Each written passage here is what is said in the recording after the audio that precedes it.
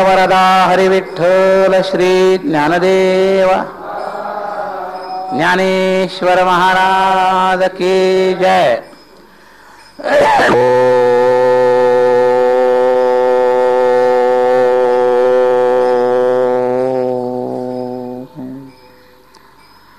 ब्रह्मानंदं परमसुखदं केवलं ज्ञानमूर्तिं द्वन्द्वातीतं गगनसदृशं तत्त्वमस्यादिलक्ष्यम् एकं नित्यं विमलमचलं सर्वधी साक्षिभूतं भावातीतं त्रिगुणरहितं सद्गुरुं तन्नमामि.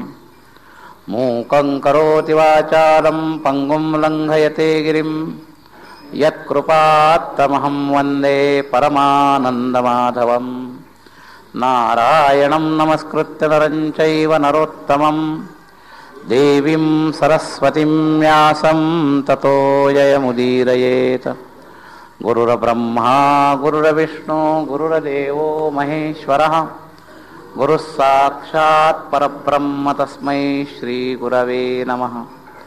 प्रपन्नपारिजाताय तोत्रवेत्रैकपाणये ज्ञानमुद्राय कृष्णाय गीतामृतदुहे नमः.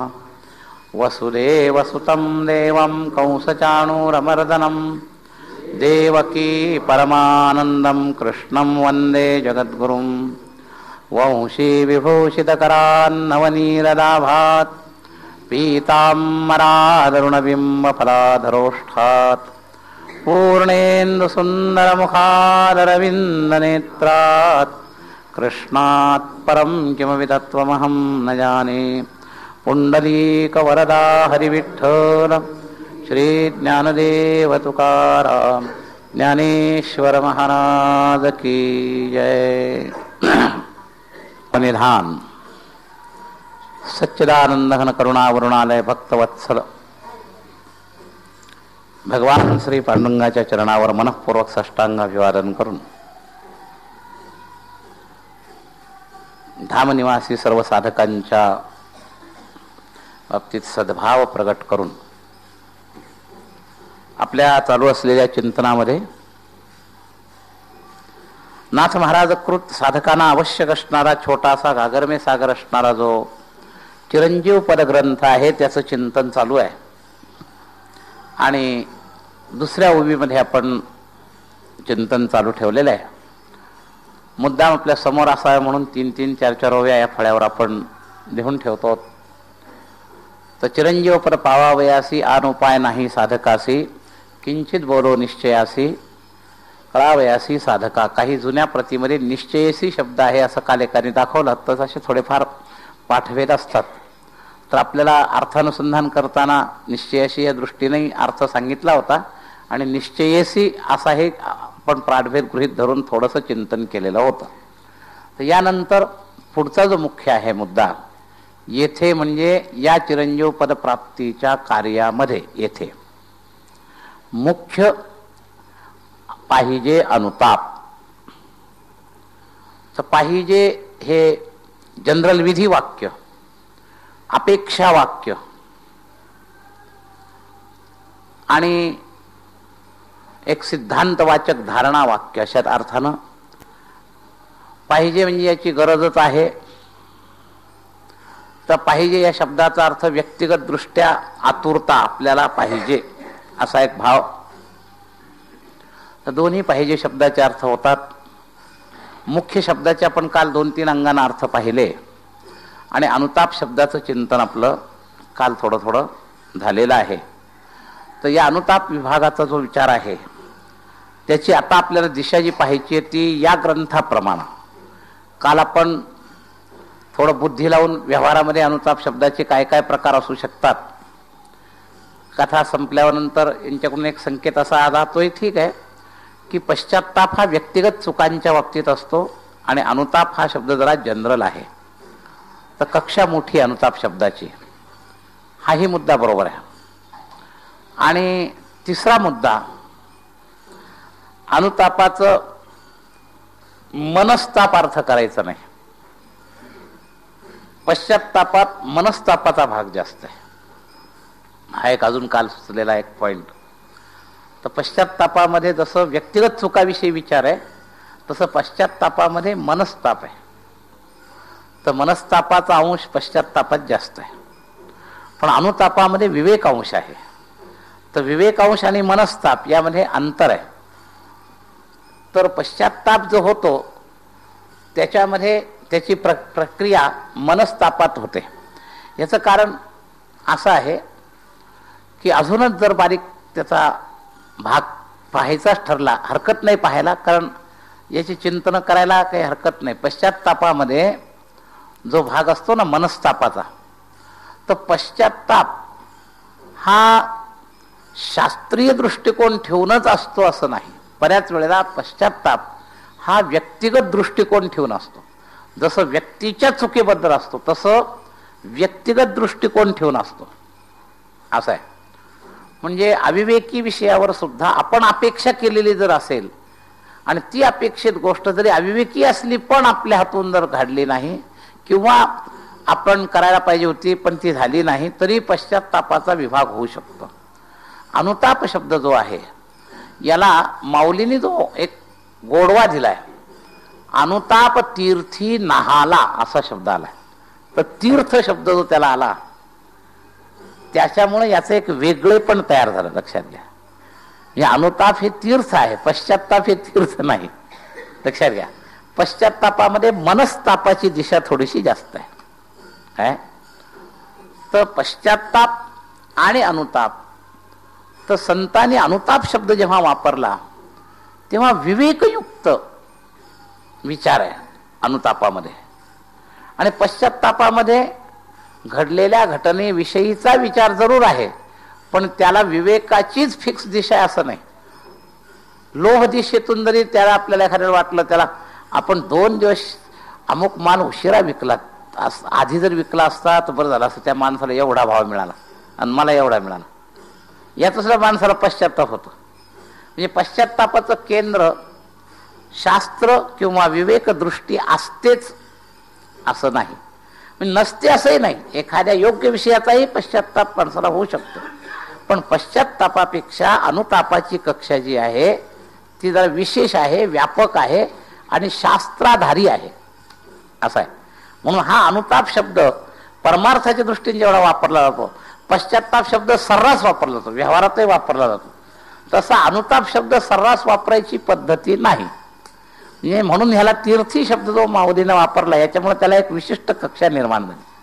अनुताप तीर्थी नाहाला, पापी असला आणि पापाबद्दल जरी पश्चात्ताप झाला पण अनुतापाच्या दिशेनं जर झाला तर त्याला तीर्थ हे स्वरूप आलं असं आहे. तरी पापी असला, पूर्वीचा भाग त्या ओवीचा असा आहे, पण जर तो अनुताप तीर्थी नाहाला, तर अशा अर्थानं तर अनुतापाला तीर्थ हा शब्द जोडल्यामुळं अनुतापाच्या स्थितीला दोन्ही दिसती सारखी सारखी वरून वरून, पण वर्म जाणे तो पारखी म्हणतात तसं त्यामध्ये थोडंसं अंतर आलं. जसं ही एक दिशा किंवा व्यक्तिगत विषयाचा आहे, हिची कक्षा मोठी आहे, तसं पवित्रतेची दिशा अनुतापाला लाभलेली आहे असं. तर हा एक विशेष अंग आपल्या कालच्या चिंतनातून राहिलेला विभाग. तर आता आपल्याला त्याचं जे इथलचं जे एक विशिष्ट अंग अपेक्षित आहे, चिरंजीव पदाच्या पश्चात्तापाची दिशा ही सुद्धा ठरलेली आहे. लक्षात घ्या, आता साधकीय दृष्ट्या या अनुतापाच्या ज्या दिशा आहेत या इतर सुद्धा गोष्टी करता होऊ शकतात. तर या ध्येयाचा अनुताप आपल्याला आता जो चिंतन करायचं ते या दृष्टीनं करायचं. चिरंजीव पद प्राप्तीच्या ध्येयातून असणाऱ्या अनुतापाचा विचार नाथ महाराजांनी याच्यात केला. हा महत्वाचा मुद्दा आहे. म्हणजे अनुतापामध्ये या व्यतिरिक्तही थोडासा भाग असू शकतो. म्हणजे साधक बनणं किंवा चिरंजीव पद व्यतिरिक्त सुद्धा साधना जशी परमार्थाचीच दिसते. एखादा यज्ञ करणारा मनुष्य स्वर्गात जाण्याकरता जरी यज्ञ करू लागला तरी तो दिसायला परमार्थ नाही का? परमार्थ आहे, पण त्याला जे स्वर्गाचं स्थान मिळणार आहे ते चिरंजीव पद आहे का असं जर प्रश्न विचारला तर दक्षिणे पुण्यमर्त्य लोकम विशत्ती, आपलं तत्वज्ञान त्या पदाबद्दल काय मानतंय? ते पद चिरंजीव पद मानत नाही. म्हणजे इंद्रचंद्राधिकापर्यंत जरी पद, इंद्राधिकापर्यंत जरी पद मिळाले तरी सुद्धा आपली गीता सांगते अब्रह्म भुवनान लोकान पुनरावर्तिनो अर्जुन. म्हणजे तिथपर्यंतचं पद सुद्धा त्याला पुनरावर्ती शब्द आल्यामुळे ते चिरंजीव पद ठरणार नाही. पण परमार्थ ठरेल की नाही? तो परमार्थ ठरेल, पण चिरंजीव पद ठरणार नाही. मग त्या ठिकाणी जाण्याकरता सुद्धा एखाद्याला जर समजा आता एखाद्यावर खूप पैसा आला आणि त्याला आपल्या पैशाबद्दल नीट विचार करून अनुताप झाला की बा हे आपल्या भोगाकरता खर्च करण्यापेक्षा परोपकाराकरता यज्ञाकरता खर्च केला तर चांगला आहे, तर हा एक अनुताप आहे. हा जो विवेकी विचार आहे हा अनुताप आहे. त्याच्यातून त्यागाचं वैराग्य पैदा झालं की या पैशाचा त्याने त्याग करायला ठरवलं, त्यातून यज्ञ वगैरे क्रिया केल्या तर प्राप्त काय होईल? चिरंजीव पद नाही होणार. म्हणून अनुतापाचं निश्चित दिशा इथं नाथांना अपेक्षित आहे. म्हणजे चिरंजीव पदाच्या प्राप्तीच्या ध्येयाकरता असा मुद्दा. चिरंजीव पदाच्या जवळ असणारे दुसरे जरी परमार्थाची पद असले तरी ते गृहीत धरून हा उपदेश नाही, लक्षात घ्या. म्हणजे याचा एक तिसरा अंग असं आलं की परमार्थिक कक्षेमध्ये, संप्रदायाच्या कक्षेमध्ये संतांना या संप्रदायाचं अनुगमन करणाऱ्या लोकांकडून त्यांच्या ध्येयाबद्दल एक निश्चित अपेक्षा आहे. हा एक त्यातला मुद्दा आला. इतर अनेक संप्रदायातले जे आचार्य आहेत ते सकामाचाही विशेष निषेध करत नाही. पण आपल्या संप्रदायाचं वैशिष्ट्य असं आहे की भगवत प्राप्ती व्यतिरिक्त जे काही थोडेसे भाग आहेत त्याच्याबद्दल संत प्रसन्न नाहीत. तुमचं जर ध्येय त्या दिशेचं असलं, संतांची अपेक्षा काय की आपल्या पाठीमागं फॉलोअर्स जे सांप्रदायिक साधक तयार होतील त्यांचं ध्येय हे निश्चित पाहिजे. त्या दृष्टीनं हा ग्रंथ पाहायचा की नाही? ध्येय निश्चित पाहिजे. कोणतं? चिरंजीव पद पावावे असे. आणि मी तुम्हाला या बाजूने थोडंसं बाजूला जाऊन एक 10-5 मिनिटं चर्चा अशी करतो की सर्वात मोठा जर काही सदोषता थोडीशी जर जाणवत असेल ना तर गतानुगतिके लोक परमार्थ करत असतात पण ध्येय निश्चिती करत नाही. हा एक मोठा दोष काही ठिकाणी जाणवतो. आपल्याला सगळं करून कुठं जायचंय? म्हणजे तुमच्या आमच्या बरोबर वारीला आता वारीला लोक आलेत, वारीला येणारा वर्ग आहे त्यामध्ये काही गतानुगतिकेसारखा सुद्धा आहे. विचारपूर्वक वारी ही निष्ठेची साधना आहे अशा ध्येयानं येणारा वर्ग जो आहे तो कमी प्रमाणात आहे. कल्याणाकरता मला वारी करायची. काही लोक एकमेकाच्या मैत्री करता, सात्विकतेचं आपलं चिन्ह आहे म्हणून आपण हे केलं पाहिजे, चला वारीला जाऊन म्हणतात. म्हणजे सामान्य जिज्ञासू वर्ग बराच मोठा आहे, हा कमी नाही आहे. म्हणजे सहजासहजी देखादेखी साधे जोग असा जो म्हणण्याचा एक भाग आहे, तर देखादेखी करणारा सुद्धा फार मोठा वर्ग आहे, हे आपण लक्षात ठेवा. तर संतांना हे अपेक्षित नाही. संतांना अपेक्षित साधनेच्या बाबतीत ही जी तळमळ कोणाकरता केली त्यांनी, ही तळमळ विशिष्ट लोकांकरता हा ग्रंथ. तर ज्याची हे ध्येय हे अधिकार प्रकरणाच्या दृष्टीने हे ध्येय त्याचं हा मोठा अधिकाराचा अपेक्षा, हे ध्येय पाहिजे. तो काय करतो यापेक्षा सुद्धा कशा करता करतो. वारीला येतोय चांगली गोष्ट आहे, केंद्र बरोबर आहे, साधनेचं विधान बरोबर चाललंय, पण ध्येय बरोबर आहे की नाही हा एक महत्वाचा प्रश्न आहे. विचारपूर्वक जरी आला तरी विचाराच्या दिशेला ध्येय कोणतं आहे? काय विचार बरोबर असतो आणि ध्येय जर चुकीचं असलं तरी सुद्धा फलश्रुती जी आहे ती कमी प्रतीची होते. क्रिया तीच. येणारे सगळे लोक येताना चालत इथपर्यंत आले, सगळे दिसायला वारकरीच, पण ध्येयामुळे फरक फार पडतो, हे लक्षात घ्या. काहीच फळ मिळत नाही असं नाही, थोडंफार फळ सगळ्याला मिळतं.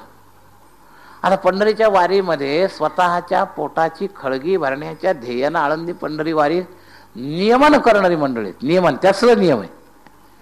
आम्ही काही वेळेला मागं राहतो, चर्चा होते, तर फुगे विकणारा एक म्हणला माझी 20वी वारी आहे म्हणला. म्हणजे त्याला सुद्धा त्या वारीचं ध्येय आहे, फक्त ध्येय आपला प्रपंच ध्येय बरं, कृती त्याची बरोबर आहे. बरं, त्यात थोडा बदल पण झाला बरं का. असेही मी लोक पाहिले की त्यांच्या वृत्तीत बदल झाला. या सगळ्या वातावरणात त्यांनी धंदा केल्यामुळं ती जी पूर्वीची वृत्ती आहे त्याच्यातही बदल झाला, पण एका टप्प्यापर्यंतच तो बदल जाईल. कल्याणाच्या दृष्टीने तो बदल जाणार नाही. तो गृहस्थ सज्जन होईल, ह्या वारकऱ्यांच्या संगतीत राहिल्यामुळं सज्जन होईल. असे सज्जन झालेले लोक मी पाहिले बरं का, त्यांच्याशी बोलताना त्यांच्या जीवनात बदल झाल्याचं मी पाहिलं अगदी चांगल्या अर्थानं. पण त्या बदलाची मात्रा जी येते एक मर्यादेपर्यंत, एक सज्जन होईपर्यंत त्याचा बदल त्याचा होऊ शकतो, याच्यात वाद नाही. हे संस्कार वाया जाणार नाहीत कोणत्याच अर्थानं. नास्तिकाने चिकाटीनं वारी केली तर वारी त्याच्यावर काही ना काही वेगळ्या अंगाचा परिणाम करेल. एवढं कशाला, या चोरांच्या टोळ्या बदलतात, पण यांनी जर निष्ठेनं वारी केली तर चोरीची वृत्ती सुद्धा जाईल. आणि असा एखाद दोन अपवाद उदाहरणं सापडतात की येताना वाईट हेतून आले, पण ते सगळं वातावरण पाहून आपण हे चुकीचं करतोय असं त्यांना वाटायला काय कमी आहेत. कारण काहींचा जर रजोगुण तमोगुण पक्का असला तर ते त्या वातावरणावर मात करूनही आपला धंदा चालू ठेवतात, तो वर्ग वेगळा. पण एखादा तात्पुरता जर व्यक्ती असले तर त्याच्या जीवनात अशाही प्रकारचे बदल झाल्याची उदाहरणं आपल्याला पाहायला मिळतात. तर मूळ मुद्दा विषय हा चाललाय की ध्येय कृती दिसली सारखी. मग आता कृतीतला फरक सांगाय करता याच्याही पेक्षा बिना विचारानं पण वारी घडणारे आता कमी. पूर्वी बैलगाड्या होत्या, कितीतरी बैलांची वारी घडायची आणि ती पायी घडायची, तेही पायी चालायचे.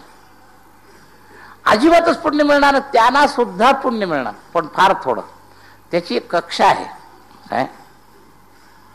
तर कोणती साधना जीवानी त्यातल्या त्यात मानवाबाबतीत संतांची जी अपेक्षा आहे ती ध्येयानं साधना, हा फार महत्वाचा मुद्दा. कृतीप्रधानतेला आपल्याच्यात खूपच प्रमाणापेक्षा कृतीप्रधानतेचं महत्व आहे. ध्येयावर बारीक विचार करत नाही. हे बौद्धिक चिंतन काय करविल. तुम्ही 4 महिने राहिलात, रोज जर ऐकून ऐकून सगळ्यात पहिला धक्का जर कुठं दिला जात असेल तर विचारशक्तीला. तर विचारशक्तीमध्ये एकतर अगदी विशुद्ध पद्धतीनं वारी होते की नाही या मुद्द्यावर आपल्या विचाराला धक्का बसेल ऐकून ऐकून, आणि विशुद्ध ध्येयानं होते की नाही. तसं परमार्थातल्या यावत क्रिया शास्त्रानुसारी होणं एक टप्पा आणि योग्य ध्येयानं त्या करणं हा त्याही पेक्षा जास्त महत्वाचा टप्पा. तर अनुताप प्रक्रिया जी आहे ही अनुताप प्रक्रियेची इथलची अपेक्षा जी आहे त्याचा पाया ध्येय म्हणून चिरंजीव पद पावावयासी या शब्दातच ध्येय उल्लेख होतो. हा अधिकारी झाला. याचा अधिकारी कोण या ग्रंथाचा. जरी चिरंजीव पद पावावयासी ऐसी इच्छा असे तरी, जसं तरी अवधान एकले दिजे मग सर्व सुखाचे पात्र होईजे, हे प्रतिज्ञोत्तर माझे उघड ऐका. तर तिथं फलश्रुती हे ज्याचं ध्येय झालंय, जरी सर्व सुखासी पात्र होईजे ऐसी इच्छा असे तरी, मग सावधान अवधान एकले दिजे हे झाली साधना. तर तरी या एका शब्दात अधिकारी झाला. तर याच्यात अधिकारी कोण. पावावयासी हा जो शब्द आहे म्हणजे त्या पदाला प्राप्त होण्याची इच्छा ज्याला आहे, आशा करता. या सगळ्या ग्रंथाच्या साधनेचं प्रयोजन जे आहे याच्यातला अधिकारी कोण. ग्रंथ म्हटल्यावर जे अनुबंध चतुष्टय साधन चतुष्टयाचा जो विचार असतो त्यामध्ये अनुबंध चतुष्टयाबद्दलचं याच्यातला अधिकारी कोण. तर पावावयासी ही ऐसी इच्छा असे तरी, त्याच्या आन उपाय नाही असे. मग साधनेच्या बाबतीत बहुअंगता न ठेवता एकच अंगता केंद्रित करण्याकरता, इतराचा निषेध करण्याकरता आन शब्द वापर. आन उपाय नाही साधकाशी, मग एकच उपाय. मग तो कोणता. तर येथे मुख्य पाहिजे अनुताप. मग अनुताप कक्षेबद्दल सुद्धा ज्या दिशा आहेत त्यातला आपण जो विचार करतो त्याच्यात आपले कालपर्यंत आपण पश्चात्तापापेक्षा अनुताप श्रेष्ठ आहे. आज मनस्तापाचा एक शब्द मी त्यात वापरला की मनस्ताप आणि पश्चात्ताप हा सुद्धा वरून वरून सारखा वाटतो, नेमकं कळत नाही. म्हणजे एकाच अर्थाचे जवळजवळचे शब्द असतात आणि त्याचा एकमेकावर जर अध्यारोप झाला तर मनस्तापालाही माणूस चुकून अनुताप म्हणणं शक्य आहे, मनस्तापाला पश्चात्ताप म्हणणं शक्य आहे, पश्चात्तापाला अनुताप म्हणणं शक्य आहे. असा एकमेकाशी एकमेकाचा चुकीचा समज. मग आपण आता या संतांच्या चिंतनाच्या दिशेनं पाहायला लागल्यामुळं आपल्याला ही दिशा तयारी झाली पाहिजे. मनस्तापापेक्षाही पश्चात्ताप ठीक, पश्चात्तापापेक्षाही अनुताप श्रेष्ठ. आणि अनुतापामध्ये सुद्धा ध्येयानुसार अनुताप हा विषय श्रेष्ठ. आम्हाला अनुताप आहे का ध्येयानुसार अनुताप आहे हा विभाग आजच्या याच्या कक्षेतली मी दिशा आपल्याजवळ जी दिली. तर अनुताप असतो पण ध्येय विना अनुताप हा तुम्हाला विशिष्ट मर्यादेपर्यंत परिवर्तित करूही शकेल. कारण अनुताप हे तीर्थ आहे, पवित्र आहे, विवेक दिशा आहे. पण ध्येयात जर कमीता असेल तर तो अनुताप हा मुख्य साधन अपेक्षेच्या सर्टिफिकेटला, इथलच्या सर्टिफिकेटला तो अनुताप बसणार नाही. लक्षात घ्या. तर अनुताप म्हणजे आपण जे करू नाही करायची संधी मिळाली ते करतोय, आणि त्याला मी काल शब्द वापरला शास्त्रानुसारी धारणा पूर्ती करता जी असह्यता होते असं वाक्य मी काल सांगितलं. तर ती अनुतापाची दिशा. तर शास्त्रानुसारीला अजून एक शब्द आज जोडायचा आजच्या चिंतनातून की ध्येय पक्क करून शास्त्रानुसारी. या अनुतापाचा संकेत लक्षात घेण्याकरता अजून एक शब्द आजच्या चिंतनातून आपल्याला जोडून घ्यायचा की नुसतं शास्त्रानुसारी धारण्यापूर्ती करता होणारी असह्यता एवढंच शब्द वापरण्यापेक्षा ध्येय शास्त्रानुसारी ध्येय नक्की करून मग शास्त्रानुसारी धारणा असह्य प्राप्ती करता असह्य वेदना म्हणजे अनुताप. आवश्यक साधक की आवश्यक ध्येय बनवून शास्त्रानुसारी धारणा पूर्ती करता जी असह्य वेदना विचारपूर्वक तिचं नाव आहे अनुताप. म्हणजे आता आपल्याला पर्टिक्युलर जे आपल्या नाथांच्या अनुतापाच्या दिशेनं जे जायचंय त्याच्याकरता एक टप्पा आपला असा अजून जोडला आपण. कोणता? ध्येयानुसारी. काल आपण शास्त्रानुसारी विचार शब्द वापरला होता, पहिल्या दिवशी पण हा शब्द वापरला होता, पण काल त्याचं एक आकांपान पाहिलं. तर आजच्या याच्यात आपण एक अंग याच्यात अजून जोडतोय की ध्येय पक्क करून, साधकीय ध्येय पक्क करून. कारण हा अधिकारी विषय इथं ते पावावयास याच्याकरता हा ग्रंथ आहे. म्हणून इथलच्या अनुतापाचं वैशिष्ट्य हे आहे ध्येय पक्क पाहिजे. नुसतं शास्त्रज्ञान असेल आणि ध्येय नसेल तरी सुद्धा ह्या अनुतापाकडं केंद्र होणार नाही. आपलं केंद्र जे आहे ते असं विचलित राहील ध्येय पक्क जर नसलं. शास्त्रानुसार धारणेमध्ये विविधता नाहीत का? मग विविधता आहेत. मग त्याला त्या अनुतापाच्या व्याख्या समजण्यामध्ये केंद्र राहील, आचरण्यामध्ये केंद्र राहणार नाही. आणि ध्येय पक्का असल्यावर आचरण्यामध्ये केंद्र आहे. दोन्हीतला फरक आत्ता मुद्दा लक्षात घ्या. जर ध्येय पक्क नसेल तर त्या अनुतापाची जी व्याख्या आहे बौद्धिक समजेकडे त्याचं वृत्ती जरूर राहील पण आचरणाकडे राहणार नाही जर ध्येय पक्क नसेल तर. आणि ध्येय जर पक्का असेल तर तो शब्दाचा उपयोग लोकाला सांगण्याकरता केवळ करणार नाही तर त्या अनुतापाचं चिंतन अनुकरणात आणण्याच्या दृष्टीनं तो जास्त केंद्रीभूत होईल. तर हा मुद्दा लक्षात घेऊन मग आता या विभागाकरता असणाऱ्या आवश्यक केंद्राचा विचार आता सुरू करायचा. तर त्या अनुतापाचे कैसे रूप, त्या म्हणजे कोणत्या? या पावावयासी आवश्यक असणाऱ्या, म्हणजेच आता जी व्याख्या आपण केली की साधकाचं ध्येय पक्क करून त्याला शास्त्रानुसारी जी धारणा लागेल ती धारणा पूर्तीच्या दृष्टिकोनातून जी काही असह्यता आहे तो अनुताप, मी तो वेग त्याच्यात आला पाहिजे, त्यातून वैराग्य निर्माण होईल. ही जी असह्यता आहे ना, शास्त्रानुसारी धारणा माझ्यात नाही, मी याचं सुरुवातीला मी केलं आहे ना, जसं सत्यत्व बुद्धी जगाबद्दल आहे सुटत नाही, तर ही सुटली पाहिजे. ही असह्यता आहे. हा सत्यत्व भाव जगाबद्दल जो आहे विनाशी असूनही अविनाशीपणाच्या भ्रमामध्ये आपण त्याच्या मागं जे लागलेलो आहे, हे जगत विनाशी असून त्याला अविनाशी समजून त्याच्यातली आसक्ती काही आपली सुटत नाही. आणि सुटत नाही याची असह्य वेदना, सुटत नाही सोडायला पाहिजे हे नुसतं कळणं नाही, सुटत नाही याची असह्यता. मी आपल्याला जे शब्द वापरलेले आहेत हे लक्षात ठेवा. हे सुटत नाही हे असह्य झालं पाहिजे. सुटत नाही मनाला पटून नुसतं काम भागणार नाही, बुद्धीला पटून भागणार नाही. धारणा होत नाही तोपर्यंत ते असह्य होत नाही. लक्षात घ्या, ते सुटत नाही हे असह्य झालं पाहिजे, त्याच्या विना बेचैनी आली पाहिजे, म्हणजे अनुताप झाला. आणि तो अनुताप वैराग्याचं खरं ताकद आहे बरं का. वैराग्याचं जे खरं बळ आहे ते त्या असह्यतेच्या मध्ये आहे. तर ही जी असह्यताचा विचार आहे, तर या असह्यतेचं केंद्र अनुतापाचं काय असावं, तर त्या अनुतापाचे कैसे रूप, तर त्यामध्ये मुख्य पहिलं केंद्र आमच्या एका हिंदी महात्म्याने म्हणलेलं आहे, दो बातन को भूल मत जो चाहत कल्याण, नारायण एक मौत को, नारायण स्वामींचा दोहा आहे, दुजो श्री भगवान. हे दोन सूत्र त्यांनी सांगितले. त्यातलं पहिलं सूत्र इथं आलं, नारायण एक मौत को, अनुतापाचं पहिलं केंद्र. तर तो शब्द इथं आलाय, नित्य मृत्यू लागला समीप, न मानी अल्पदेह सुख. हा नित्य मृत्यू लागला समीप. आपण विषय सुखामध्ये का रमतो, तर हा बुडबुड्यासारखा देह आहे याची सतत जाणीव नाही. वाचताना प्रवचन ऐकताना तेवढ्या पुरतं होला हो म्हणतो, किंवा काल जसं मी वर्णन केलं स्मशान वैराग्याच्या वेळेला पार अगदी ज्याला परमार्थाचं ज्ञान नसतं तोही म्हणतो काय खरं नाही हो, सगळ्याला जायचंच एक दिवस. ज्याच्याजवळ काही परमार्थाचं विशेष ज्ञान नाही त्याला सुद्धा तात्पुरतं ते चाटून जातं.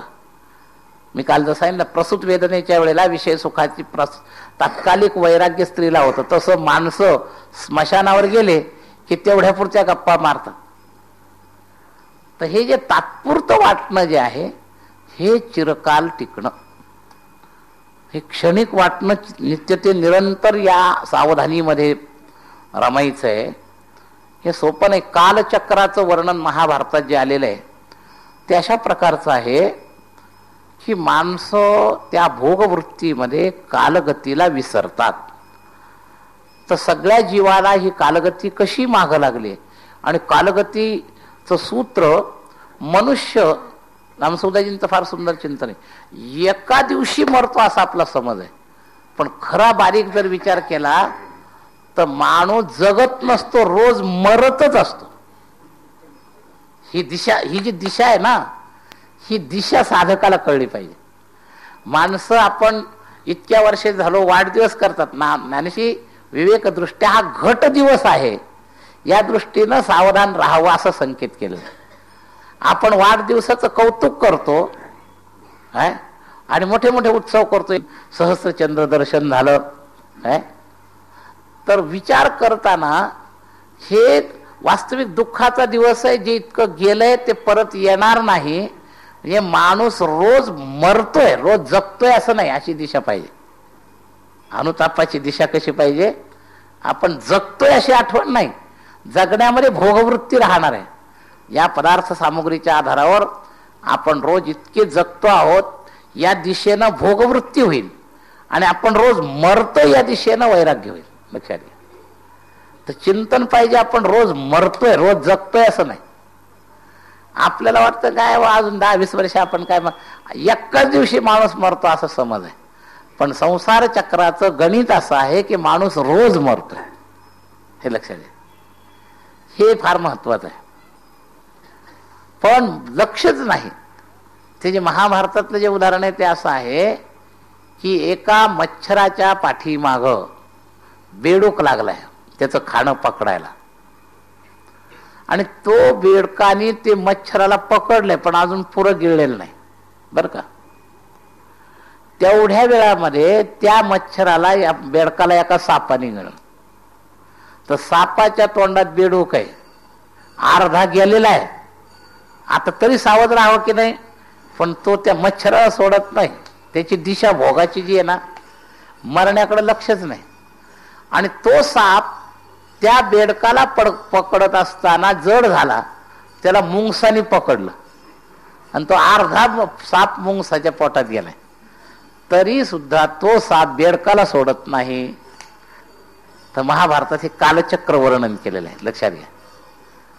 तर हे असं आपलं कालचक्र आहे काय.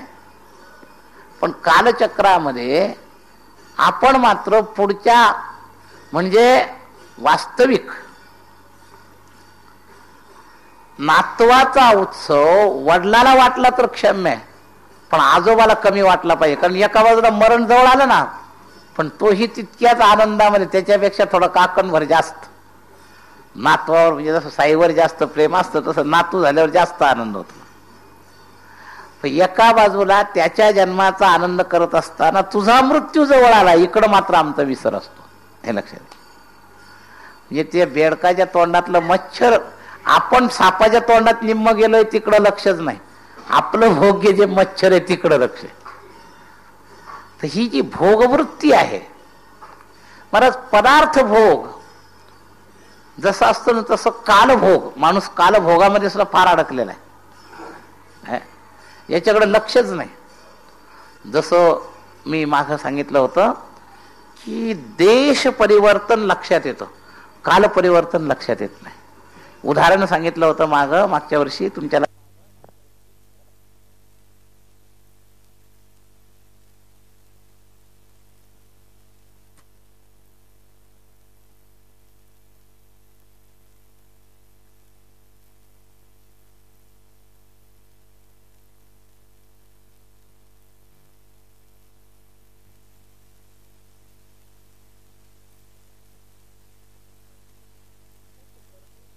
खूप गर्दी चाललेली आहे, तर लोक ती माणसं हलताना दिसतात म्हणून एकमेकात चर्चा करतात, काय पूल वाहतोय आज, काय गर्दी आहे पुलावर आज, काय माणसं वाहतात पुलावरून.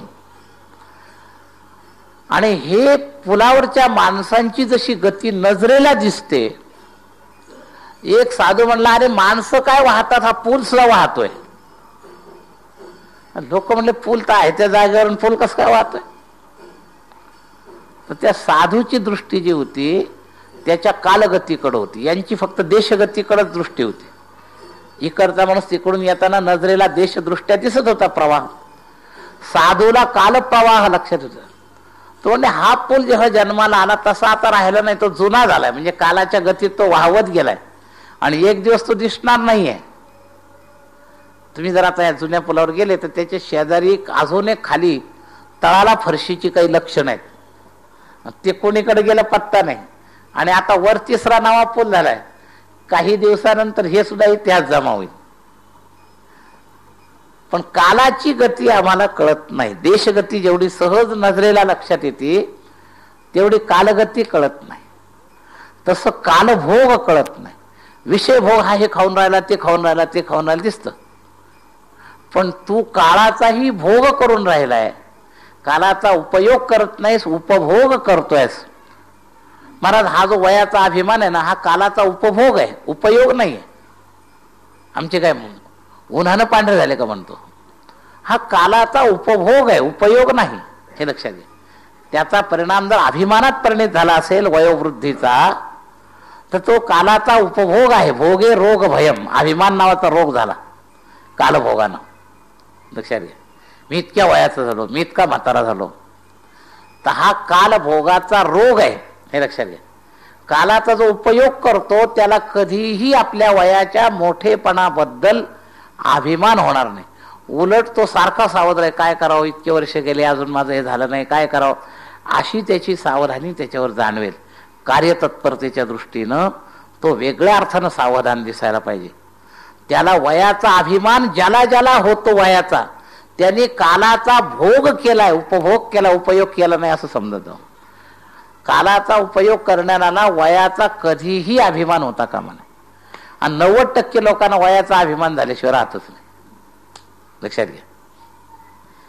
तेव्हा हे सगळे जेवढे कालाचा उपभोग करणारी माणसं आहेत तेवढ्यांना अभिमान होतो वय जास्त झाल्यात. तर ज्या ज्या विषयाचा तुम्ही उपभोग करता त्याच्यातून अभिमान नावाचा रोग पहिल्यांदा पैदा होतो. मग तुम्ही संपत्तीचा उपभोग करा तरी संपत्तीचा अभिमान होईल. देह सामुग्रीचा सुद्धा उपभोग जर केला तरी सुद्धा अभिमान होतो. हे पैलवानाला जर जादा शक्तीचा अभिमान झाला तर समजावं त्यांनी शक्तीचा उपयोग नाही केलेला, उपभोग केलेला आहे. उपभोग अभिमानाला पैदा करतो, उपयोग अभिमानाला पैदा करत नाही. माझ्याशिवाय जमतच नाही. माझ्या ताकदीचा उपयोग अमक्या ठिकाणी आहे, हे वाटलं की समजावं त्याने ताकदीचा उपयोग नाही केलेला, उपभोग केलेला आहे. आणि जो ताकदीचा उपभोग करतो त्याची ताकद परमार्थाच्या दृष्टीनं निकामी आहे. उपयोग जर करणारा असेल तर त्याचं कोणतंही बळ त्याला सहाय्य करू शकतं. कालबल असो, सामुग्री बल असो, संपत्ती बल असो, शरीर बल असो, साधनेला उपयोगी होईल. पण तो जर उपभोग करणारा असेल तर उपयोगी होणार नाही. तर उपयोग करा, उपभोग करू नका कोणत्याही याचा. तर उपयोग आणि उपभोग दोन्ही दिसायला सारखे शब्द आहेत. तर उपभोग केल्याचं काय काय लक्षणं होतात? अभिमान तर होतोच, पण ज्या वस्तूचा उपभोग केला त्याच्यात आसक्ती पैदा होते. दुसरा महत्वाचा मुद्दा, आणि ती आसक्ती आपल्याला मातीत घालते, लक्षात घ्या. आणि उपयोग जर केला तर मात्र विवेक, वैराग्य प्राप्त होतं. आणि त्याच्यातून हे शेवटचं चरण आहे, न मानी अल्पदेह सुख. हे घडेल जर उपयोग केला तर, उपभोग केला तर नाही घडणार. लक्षात घ्या. काळाची जाणीव आणि या सुखामध्ये आसक्ती. आम्ही सुखात अडकलोय, या देह सुखात अडकलेलो आहोत. त्यामुळं काळ लागला याला विसरलो. आमच्या पाठीमाग काळ लागलेला याला का विसरलोय? तर या देह सुखाच्या उपभोगामध्ये अडकलोय, म्हणून आम्हाला हे वैराग्य नाही, हा अनुताप नाही, हा विचार आमच्या डोळ्यासमोर नाही. हे दो बातन को भूल मत, ह्या अनुतापाचं स्वरूप आहे बरं काय. नारायण स्वामींच्या हा दोहा या आपल्या ओवीचा अर्थ घेताना सूत्रबद्ध अर्थ येतो की नेमकं अनुतापात इथलं स्वरूप म्हणजे दो बातन को भूल मत, याला न विसरणं हा अनुताप आहे. लक्षात घ्या. तर हा जो नित्य मृत्यू लागला समीप, नित्य सतत, लक्षात घ्या, तो अगदी जवळच आहे. काळाची टांगती तलवार ज्याला म्हणतात तसं आहे. तर थोडं सुद्धा दोष जर झाला तर मला जमणारच नाही. धारधार मोठ्या कोयत्याच्या सुऱ्या तो वरून खाली सोडतो त्या सरकशीमध्ये, आणि त्या फट दिवशी खाली शरीराच्या मधी शरीराला सोडून बाजूला होतात. तर त्याचं जे केंद्र आहे सोडण्याचं, त्यावेळेला त्याची एकाग्रता किती असते? तितकी एकाग्रता पाहिजे. तेव्हा ते नित्य मृत्यू लागला समीप याचं सूत्र कळायचं असेल त्याला ते आपलं 2-4 मिनिटच करायचं असतं. पण ती कशी एकाग्रता असते त्याची, त्यासारखं त्याचं इतकं केस 2 केस अर्धा इंचाचा पॉईंट जरी सोकला तरी महाराज काय त्याच्या समोर त्याला ही जाणीव, नित्य मृत्यू लागला समीप. काय तर तसं आपलं, आपण एवढे सावध पाहिजे. इतके सावध नसतो आपण, हे लक्षात घ्या. तर ही अशी सावधगिरी महाराज, काही काही कामं, काही काही नोकऱ्या अशा इतक्या सावधगिरीच्याच असतात की अर्धा सेकंद जरी त्या नोकरीमध्ये अदक्षता झाली तर मृत्यूचीच गाठ, पुन्हा दुसरी भानगडच नाही. अशा काही सर्व्हिस असतात, अशा काही जागा असतात. काही यंत्राचं ऑपरेटिंग असं असतं की थोडं जर चुकलं, अगदी मृत्यू जरी सोडला तरी दुःख सारं. तुम्ही पहा, हे कटिंगमध्ये प्रेसमध्ये कट करतात, इतकी धारधार भारी सुरी असते आणि ते कागद त्याला लावतो इतक्या दक्षतेनं. थोडं जर बोटाचा जर असावधानी झाली तर ते मशीन काही क्षमा करणार नाही, खटकन बोट तोडूनच टाकेल, पुन्हा तिसरी काही भानगड नाही. मग त्यावेळेला तो किती दक्ष असतो. तसं आपण दक्ष नाही. हा काळ आपल्याला खटकन कापूनच टाकेल असं आपल्याला वाटतच नाही. एवढं काय घाई आहे? परमार्थामध्ये कितीतरी बेजबाबदारपणा आपल्या डोक्यात असतो. मुळामध्ये हा काळ आपल्यावर कधीही घाला चालू शकतो, याच्याबद्दल आपल्याबद्दल सावधानच नाही. म्हणून तर आमच्या तुकोबरायांनी त्या अभंगामध्ये ही सावधानी केली, नको नको मना गुंतू माया जाळी, काळ आला जवळी ग्रासावया. आणि त्यांनी थोडं पुढची सावधानी त्याच्यामध्ये सांगितली की काळाची शक्ती किती आहे, काळाची हे उडी पडेल बा जेव्हा, त्या अभंगामध्ये त्यावेळेला दुसऱ्या सर्व शक्ती तुमच्या फेल होणार. सोडविना तेव्हा मायबाप, सोडविना बंधू पाठीची बहीण, शेजेची कामिनी दूर राहे. म्हणजे ज्यांच्या मोहामध्ये अडकून तू काळाकडे दुर्लक्षित आहे, त्यांच्यात काळावर मात करण्याची ताकद नाही. हा दुसरा मुद्दा तुकोबरायांनी यामध्ये सावध राहण्याचं कार्यकारण भावामध्ये आपल्या समोर ठेवलाय. ज्यांच्या मोहामध्ये अडकून तू काळाला विसरलायस, त्यांची ताकद अगदी कमी आहे. म्हणजे इथं तुला अनुताप जो घ्यायचा आहे तो यांच्याविषयी अनावश्यक तुझं जे आकर्षण आणि यांना तू महत्व जे दिलंय मोहानं, ते महत्व काढ, नाही तर हे काही तुला त्या काळाच्या शिक्षेतून वाचवू शकणार नाही. सोडविना राजा देशीचा चौधरी, अनेक सोयरी भदी भदी. तर या दृष्टिकोनातून तुका म्हणे तुझं सोडविना कोणी एका चक्र पाणी वाचवणी. तर ही अनुतापाची दिशा आहे बरं का. नको नको मना गुंतू माया जाळी, काळाला जवळी ग्रासावया. असे अनुतापयुक्त संतांचे खूप अभंग आहेत. क्षणक्षणा हाची करावा विचार, तरावया पार भवसिंधू. नाशिवंत देह जाणारे सकळ, आयुष्य खातो काळ, सावधान. ही सावधानी सांगितली, सावधान. ही सावधानी म्हणजे अनुताप. इथं जे म्हटलेलं आहे ना, नित्य मृत्यू लागला समीप, आयुष्य खातो काळ, सावधान. तर ही जी सावधानी ही साधन आहे आमच्या. सावधानी ही साधन आहे, हाच अनुताप आहे. आपण असावध आहोत, या असावधतेला असह्य करून नित्य सावधानतेमध्ये स्थिर होणं, ह्याचंच नाव अनुताप. म्हणजे या अनुतापाचं स्वरूप, त्या अनुतापाचे कैसे रूप, असा मागचा टप्पा आहे. तर त्या अनुतापाच्या स्वरूपाबद्दल नित्य मृत्यू लागला समीप. आम्ही मरताना दिसत नाही का मरत नाही, आम्ही फक्त शेवटची क्रिया जेव्हा मृत्यूची होते, हातपाय सगळे बंद पडतात, तेव्हा मेला असं समजतो. पण हातपायात येणारी जी क्षीणता आहे, एक क्षणही महाराज सृष्टी स्थिर नाही, एक क्षणही सारखी सरकते. संसरती ती संसारा, गच्छती ती जगत. हे जगत सारखं सरकत आहे, एक क्षणभर सुद्धा.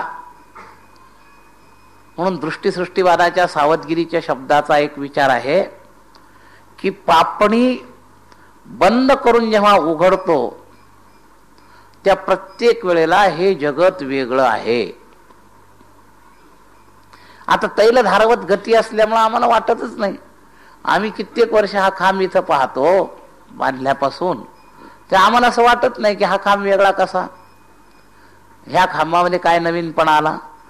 कालदृष्ट्या जी गती गेली ह्याची, त्या दृष्टीनं त्याचा नवीनपणा आला.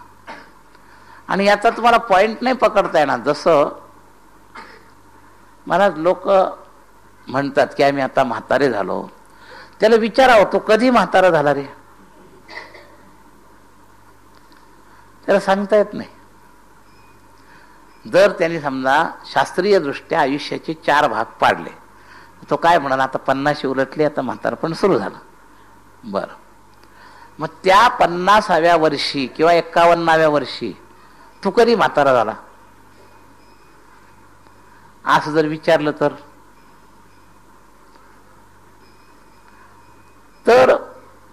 त्याचं उत्तर नाही. मला लक्षात घ्या, प्रत्येक क्षणाक्षणाला त्या क्षणाक्षणाच्या गतीनं न कळत त्याचं म्हातारपण जे आहे ते न कळत कधी आलंय हे कळत नाही. रोज त्या दिशेनं वाटचाल आहे. तर कोणत्या दिवशी म्हातारा झाला, कोणत्या तासात म्हातारा झाला, कोणत्या क्षणी म्हातारा झाला असं तुम्हाला सांगता नाही ना. लक्षात घ्या. तर ही कालाची गती जी आहे, नित्य मृत्यू लागला समीप. तर हे वैराग्य प्रकरण फार महत्वाचं आहे. आणि इथं आम्ही सगळे ढिले आहोत. सगळे शेवटच्या क्षणी सुद्धा जगण्याची जी जबरदस्त आशा आहे, देहासहित जगण्याची, मला जगण्याची आशेचं केंद्र खरं कारण मी सांगितलं की अविनाशी जो आत्मा आहे याच्यामुळं जगावं वाटतं, पण देहासहित जगावं वाटतं हा अविवेक आहे. देह हे जगताचं भांडवल आहे आणि ते मरणारच आहे, आणि त्याला जगवायचा आणि स्थिर करायचा जो प्रयत्न हीच हा अविवेक आहे. लक्षात घ्या. तर हा मृत्यू लागला समीप हा विचार देहदृष्ट्या करायचा आहे. कारण देही जो आहे, देही नित्य अवध्ययम, आणि देहे सर्वस्व भारत मरणारच आहे सगळीकडं. तस्मात सर्वाणि भूतानि न त्वं शोचितुमर्हसि. तर शोक न करणं इथं अनुताप आहे. देहाच्या मरणाच्या बद्दल चिंताही चिंता करण्याने काम भागेल का? चिंता केलं तर त्याला अनुताप म्हणता येणार नाही. पण सावधानी सुटली तर मग घोटाळा आहे. म्हणजे सावधानी तर ठेवायची मृत्यूची, पण चिंता करायची नाही. याची तर मोठी खात्री आहे. नित्य मृत्यू लागला समीप याच्याने जर चिंता झाली तर तुमचं आयुष्यामध्ये साधनाही घडणार नाही, नैराश्य होईल. काय चिंतासे चतुराई घटे, साधनाही घडणार नाही. तर अनुतापामध्ये चिंता नसता कामा पाहिजे, सावधानी असली पाहिजे. मनस्तापामध्ये चिंता घुसू शकते, पश्चात्तापामध्ये चिंता घुसू शकते. लक्षात घ्या. जर अजून थोडं पुढे जाऊन सांगतो तुम्हाला, सावधानी हा शब्द चिंतनापेक्षाही सुंदर आहे. चिंतन हा चिंतन शब्द, स्मरण शब्द हा सुद्धा अनुतापामध्ये योग्य शब्द, फिट शब्द आहे सावधानी. सावधानी याचं एक विशेष सूत्र आहे. अनुताप म्हणजे ही सावधानी, हे असह्यताप, असह्य संवेदना म्हणजे सावधानी. धारणापूर्ती करता असह्य संवेदना म्हणजेच सावधानी. असावध विषय त्यात घुसता कामा नये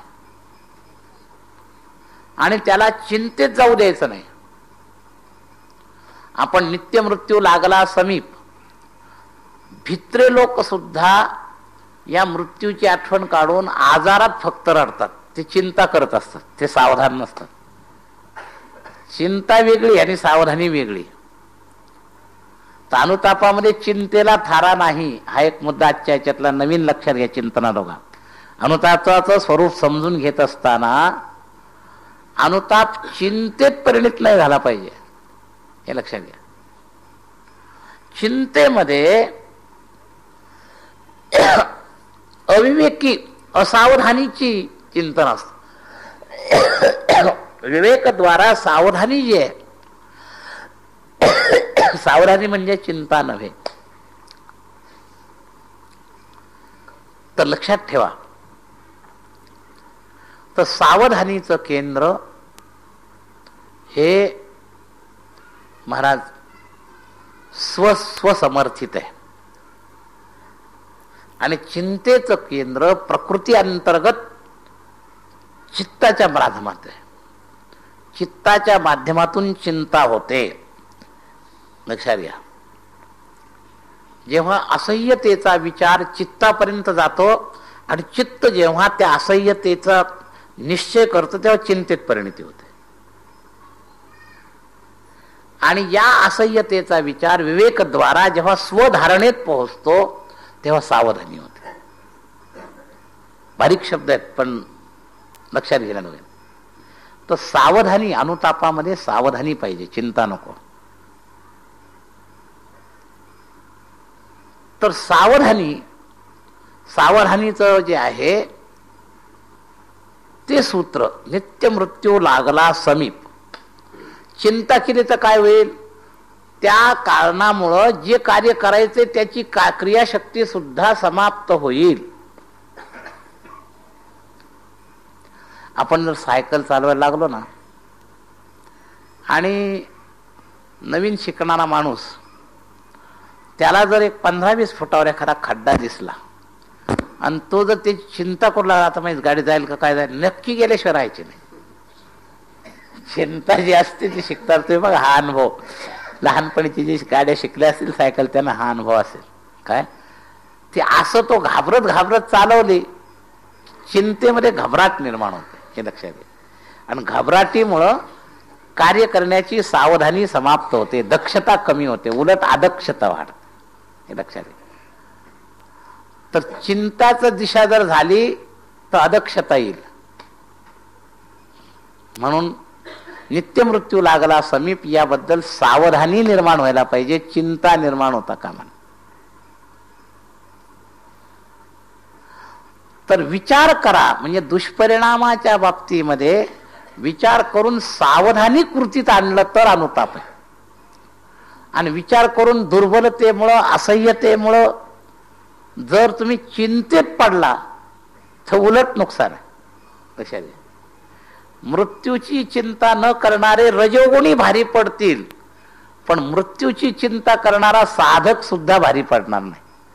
जर चिंतेत परिणित झाले तर, म्हणजे अनुतापाच्या ऐवजी त्याची दिशा जर चिंतेच्या दिशेनं गेली तर त्याऐवजी एखादा पुरुषार्थी रजोगुणी चिंता न करणारा काही मिळवून जाईल. पण हा चिंतेमुळे याला परमार्थही मिळायचा नाही, प्रपंचातले काही पुरुषार्थ याच्यातून होणार नाही. हा दोन्ही बाजूने खलास होईल. लक्षात घ्या. असं काही लोकांच्या जीवनात सापडतं. आणि मग ते पुरुषार्थवादी लोक त्यांच्याकडे बोट दाखवून म्हणतात, बघा चिंता करणारे, बघा यांची काय दशा. तर अनुताप म्हणजे चिंता मिश्रण नव्हे, तर चिंता नको आहे. नित्य मृत्यू लागला समीप याची आठवण सावधानीच्या रूपानं पाहिजे. याचं स्मरण चिंतेत परिणित होता कामा नये. लक्षात घ्या. चिंता ही चित्ताची दुर्बलता आहे आणि सावधानी हे स्वचं सामर्थ्य आहे. हे दोन वाक्य लक्षात घ्या. चिंता ही चित्ताची दुर्बलता आहे आणि सावधानी हे स्वचं सामर्थ्य आहे, हे लक्षात घ्या. आणि म्हणून अनुपाय नाही. चिरंजीव पदापर्यंत जायचं आहे का, तर मग स्वचं सामर्थ्य वाढवलं पाहिजे आणि ते सावधानीनं वाढेल, चिंतेनं वाढणार नाही, हे लक्षात घ्या. फार महत्वाचा मुद्दा हा आपला जो आहे. आणि मग नित्य मृत्यू लागला समीप याच्यातली नेमकी सावधानी काय, असावधानी कुठं आहे, हे शेवटच्या तुकड्यात आलेलं आहे. तर त्याचा पूर्ण विचार आज आपला होणार नाही. त्याचं चिंतना करता उद्याचा दिवस, उद्या ही ओवी आपली पूर्ण होईल. न मानी अल्प देहसुख. असावधानी काय, देहसुख मानणं ही असावधानी आहे. मग ती भोगातून असली तरी असावधानीच, किंवा चिंतेत परिणित केली तरी सुद्धा माझं देहसुख मला मिळणार नाही, हे त्या चिंतेत दिशा असते. माणसं मरायला जे भीतात ना, डायबिटीज झाल्यानंतर मला साखर खायला मिळणार नाही, म्हणजे साखर खाण्यामध्ये जे सुख आहे त्याचा जो भोग आहे ना, याच्याविषयी जी चर्चा चालते, हे न मानी देह अल्पसुख या विषयाची दिशा जी पाहायची आपल्याला. सावधानी का, सावधानीचा काय उपयोग आहे आणि सावधानी चिरंजीव पदाकडे कशी नेणारी आहे, काय तर ही उद्याच्या याच्यात चर्चा पूर्ण होईल. म्हणजे हे चारही चरण जे आहेत या ओवीचे, हे उद्याला पूर्ण होतील. पण आज आपण जे महत्वाचे 2-3 मुद्दे लक्षात घेतले. मनस्ताप नव्हे, सुरुवातीला मनस्ताप शब्दाचा आपण विचार सांगितला. त्यानंतर आपण आजच्या याच्यात जो महत्वाचा विचार केला तो नुसतं शास्त्रानुसारी धारणापूर्तीची करता असह्य संवेदना, हे अनुताप ही काल व्याख्या केली. त्यात आपण आज एक शब्द जोडला, ध्येयानुसारी शास्त्राचा विचार जो आहे तो महत्वाचा आहे. ध्येय पक्क करून मग शास्त्रानुसारी धारणा. ज्याचं ध्येयच पक्क नाही, तसं विचाराद्वारा शास्त्रानुसारी धारणाचं काय, ते अनुतापाचं व्यक्तिगत उपयोगाचं होणार नाही, त्याला अनुताप होणारच नाही. ध्येय पक्का नसेल तर शास्त्रानुसारी धारणा जरी त्याच्या डोक्यात बुद्धीत समजली तरी असह्य वेदना होणार नाही त्याच्या पूर्ती करता, म्हणजे उत्कंठा जोरात लागणार नाही, कारण ध्येयच कच. मग जसा त्या अभ्यासाचा उपभोग म्हणून उपयोग होतो, उपभोग करतो. आज शब्दचिंतनाचं 80% श्रोते उपभोग करतात, उपयोग करत नाही, कारण ध्येय पक्क नाही. हे त्याचं सगळ्यात मूळ कारण हे. ध्येय पक्का असल्यावर उपभोगाच्या ऐवजी उपयोगाकडे वृत्ती लागते, आणि ध्येय पक्क नसल्यामुळं या सगळ्या शाब्दिक मटेरियलचा उपभोग करण्याकडे वृत्ती जाते, उपयोग करण्याकडे जात नाही. म्हणून ध्येय पक्केपणा हे या अनुतापातल्या महत्वाचा पाया आहे, एक लक्षात घ्या. तर ध्येय पक्केपणा, आणि त्या ध्येय पक्केपणामध्ये आपण शेवटचा जो विचार पाहिला की नित्य मृत्यू लागला समीप, या विषयाची चिंता नाही होता कामा, तर याच्यात सावधानी आली पाहिजे. तर हे 2-3 महत्वाचे मुद्दे आपण नित्य मृत्यू लागला समीप या विषयावर चिंतन केले. उद्याला ह्याचं जे शेवटचा तुकडा आहे तो पुरा होईल, न मानी अल्पदेह सुख. म्हणजे नित्य मृत्यू लागला समीप याच सावधानी नेमकी काय, तर सावधानी इथे न मानी अल्पदेह सुख. तर याची संगती आपण उद्याला पाहून आपण उद्या हे दुसरी ओवी आपण पूर्ण करू. पुंडलिक वरदा हरी विठ्ठल श्री ज्ञानदेव तुकाराम ज्ञानेश्वर महाराज की जय. विठ्ठला विठ्ठला.